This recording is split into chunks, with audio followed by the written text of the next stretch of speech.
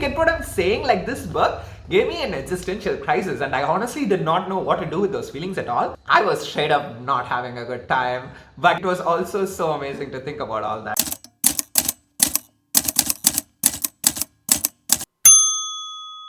Hey everyone, hello, welcome to my booktube channel. I am Sairam, and today I am going to be talking about my most recent all-time favorite book ever. And if you're asking what that is, it is Black Chalk by Christopher J. Yates. Now, if you don't know already, I'm a huge Dark Academia fan. If you're watching this going, what the fuck is Dark Academia? Well, let me explain. I'm right here, baby. It is basically something set in an academic environment featuring like this found family clique that just form out of some reason or the other. They're usually like an elite clique in an elite university. It is deliberately pretentious most of the time. It is kind of the point of Dark Academia, the pretentiousness. They're very passionate about whatever they're studying or something or the other. It ends up being this people crossing moral boundaries, morally ambiguous characters, doing some morally ambiguous things, ending up in maybe murder sometimes, not all the time, but it does, and it is fun. I feel like I'm rambling too much. This is not a Dark Academia intro video, okay? Let's speed things up. What is Black Chalk by Christopher J. Yates about? So this takes place in Oxford University. It involves 6 students who are all there through scholarship. That is kind of important because that is how they form their clique in the first place. They come up with this game randomly where it's like this game of consequences. The actual game in itself is not very exciting. It's kind of like they're just playing card games and poker and all that. But if someone loses badly in that, they have to perform some consequences, and depending on how bad they lost, they have to perform a level of severity in those consequences. And those consequences are not like, you know, murder someone. It's not like that, but it's still kind of like humiliating or crazy consequences. Something that could get other people enraged, something that could humiliate you, something that could terrify the fuck out of you. Those kinds of consequences. As the game progresses, the severity increases, and it also gets more and more personalized. You have this one person who is not comfortable with public speaking maybe, and you give them a humiliating task that involves a very public speaking role. We see these 6 characters. These people are close, okay? I kind of feel like one of the reasons why I love Dark Academia is that we see this darker side of just being human. It is not anything extraordinary, right? It's just these group of people who you think are so close, and then things just happen. There are factions inside a group, tensions arise, and everything just fucks together and it becomes this whole big mess, right? Kind of like real life. And I just love that part of Dark Academia. It's just chef's kiss. I just love that. So these 6 group of friends, they start playing this game, and like it all starts off fine. It's all laughs and giggles in the first few times, but then things kind of get more and more serious, and we see their friendship, their close friendship break. At least we start seeing cracks in their friendship where they're like, you know, hey, this person told me this in confidence, but I'm gonna use that to exploit them by fucking them over in this game. It seems like a silly thing, this whole game, but then everyone starts kind of fucking the other person over, and it just the friendships just gradually turn poisonous, and I just love that. Like, please, if any of my friends are watching this, please don't let our friendships turn poisonous. Not advocating that. I'm just saying I loved seeing that in this book. Hi, post-editing, post-filming Sairam here, and turns out I missed like 10 or 20 seconds of a video, and now the rest of the video does not make sense because of it. So just want to add that I'm now talking about the friendships turning poisonous thing, and it is mainly between 2 people.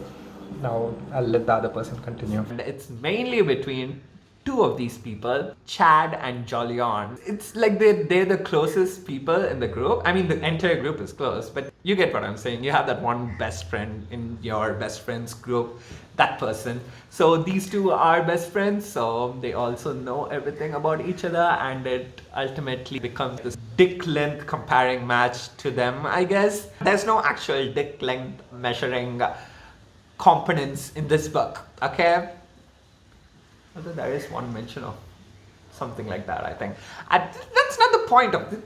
Now, that's not the point, okay? The point is, it kind of like comes down to between them. And this book gave me an existential crisis, okay? This book fucked me up.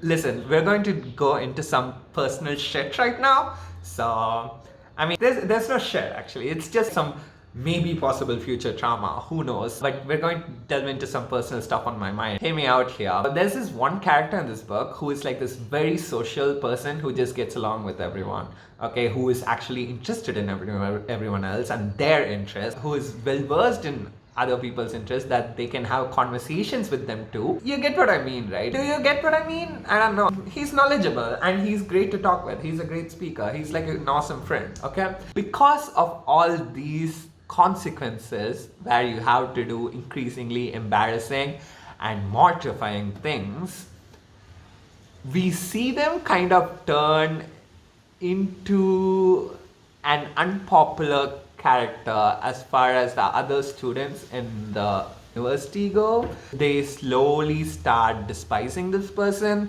because of one or two or all of those consequences, because those consequences are kind of targeted to who you are, right? So these friends, best friends, have kind of set it up in a way that this person goes through all that humiliation and oh wow, did that somehow sort of trigger something in me, because I started going on this spiral about what would happen. Listen, I am no extreme narcissist, okay? I'm not like, ooh, everyone loves me, you know, I'm definitely not saying that at all. But I'm also aware that I am surrounded by a lot of amazing people who love me and give me all the validation and support I need whenever I need them. When I was reading this book, when I saw this character going through this hard time where everyone he relied on, whether he was aware of it or not, who gave him all that validation, left him there to suffer in the time he needed it the most. It just, that shit fucked me up so much. Honestly, I was not able to stop thinking about the whole thing and how that applies to my life. I'm not saying that I would become this unlikable person. I am hoping not. Please like me. Please don't leave me if you are watching this. But my point is, this person had a great support system ultimately. But that support system, whether he was aware of it or not, while it existed, it just went off, and fuck, that shit hurt, because it had me all thinking about how I'm reliant on my support system, whether I'm aware of it or not. I'm reliant on so many amazing, beautiful folks in real life, from Insta, from Twitters, from, I mean, YouTube's pretty new, so I don't really have that, but you get what I'm saying. Like, everyone who are amazing, who are there for me, and then what if one day everyone just leaves, and like, what will I do then? How will I manage? How will I cope? What the fuck is... Yeah, you get what I'm saying? Like, this book gave me an existential crisis, and I honestly did not know what to do with those feelings at all, and I just sat and contemplated the fuck out of it, and I was straight up not having a good time. But it was also so amazing to think about all that. Mind you, it only helped me enjoy this book more. The trauma, the possible trauma, yes, that made me enjoy it more.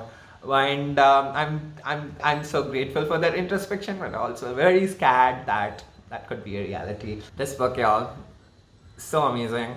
This book is kind of an unreliable narrator sort of storyline. You will not see that coming actually. I'm going to be straight up honest with you all.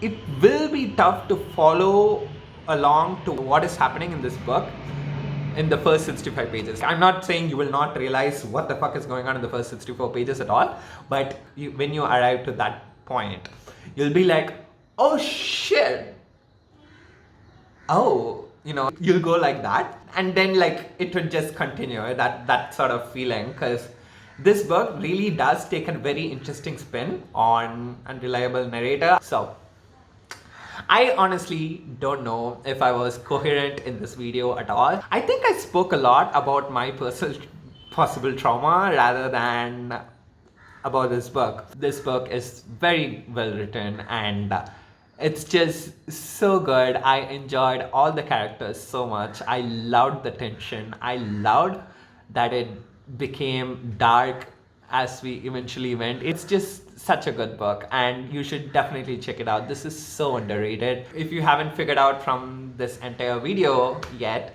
I rated this book a 5 stars because it's amazing, and I hope you read it. I hope you found this interesting. If you like what I said about this book, or if you disagree with what I said about this book, let me know in the comments below, and I will see you in my next one. Until then, happy reading.